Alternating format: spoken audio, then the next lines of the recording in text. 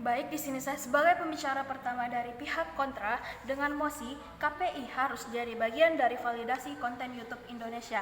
Nah, tentunya saya sangat tidak menyetujui mosi kita pada siang hari ini. Sebelum saya melangkah ke ranah argumen saya, izinkanlah saya terlebih dahulu menyampaikan poin-poin sanggahan yang akan saya berikan kepada apa saja yang telah disampaikan oleh pembicara pertama dari pihak pro.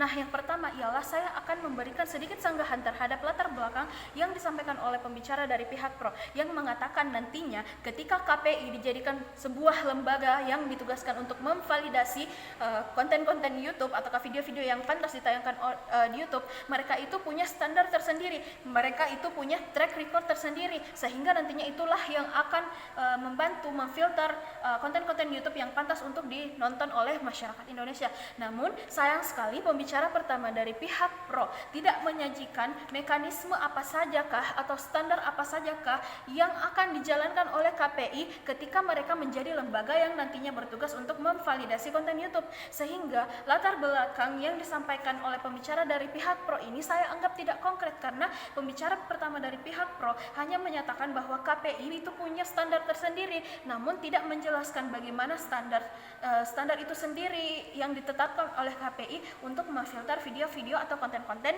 yang ada di YouTube. Kemudian ketika nantinya pembicara pertama dari pihak pro menganggap bahwa nantinya KPI akan menjadi lembaga yang memvalidasi dan memberikan banyak sekali manfaat untuk memfilter video-video yang ada di YouTube, bisa kita lihat status quo-nya atau realitas sekarang bahwa KPI yang merupakan lembaga yang sekarang ditugaskan untuk mengawasi siaran televisi di Indonesia, buktinya kita masih bisa mendapat siaran-siaran atau acara-acara di televisi yang tidak mengandung nilai moral. Contohnya saja adalah seperti sebuah sinetron yang mempertontonkan anak SMP yang notabene masih berada di bawah umur, anak SMP yang kemudian hamil di luar nikah.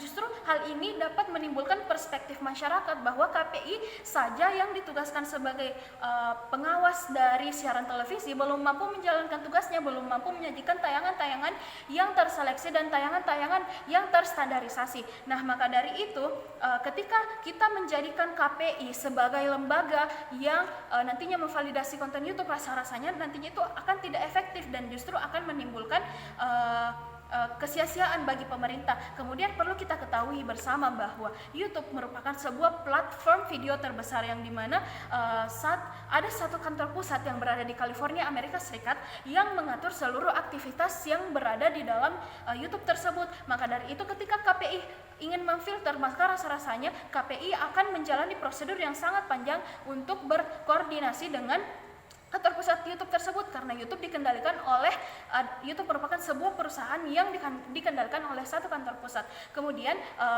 KPI tidak bisa serta-merta membatasi atau memfilter tanpa mendapatkan persetujuan dari para konten kreator. Tidak mungkin KPI nantinya akan menanyai satu persatu konten kreator untuk membatasi video mereka di negara Indonesia, karena jumlah konten kreator yang ada di seluruh dunia itu ada sangat banyak yang videonya masuk ke Indonesia, sehingga ketika kita mempertimbangkan bahwa KPI harus menjadi lembaga validasi, rasa-rasanya tidak efektif. Kemudian perlu kita ketahui bersama pula bahwa YouTube telah memiliki fitur-fitur yang dapat membantu untuk memfilter video-video yang akan ditampilkan kepada penonton.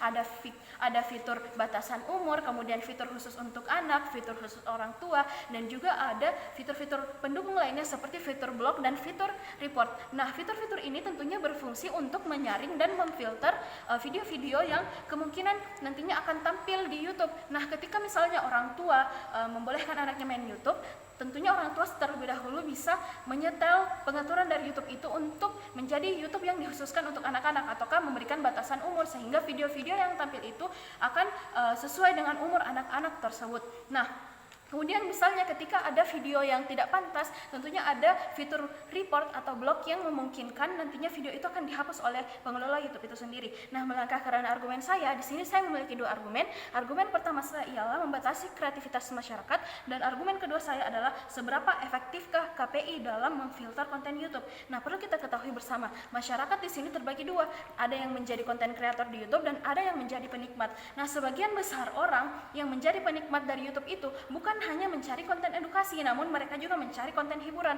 Nah, ketika pemerintah atau KPI menjadi lembaga yang memvalidasi dan mengkhususkan konten YouTube hanya boleh edukasi, maka tentunya nantinya masyarakat akan kehilangan sumber hiburan mereka. Ujung-ujungnya masyarakat akan melakukan protes terhadap pemerintah. Mereka akan menuntut pemerintah bahwa pemerintah menghilangkan sumber mereka untuk mendapatkan hiburan.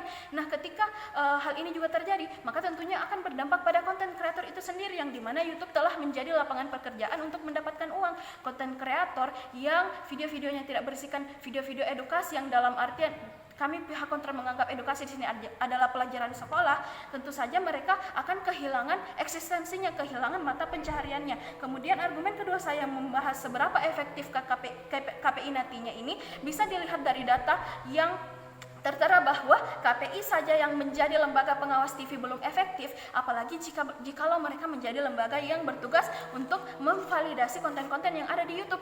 Di televisi masih banyak sekali konten-konten yang menunjukkan betapa moral dari bangsa Indonesia itu sangat terpuruk.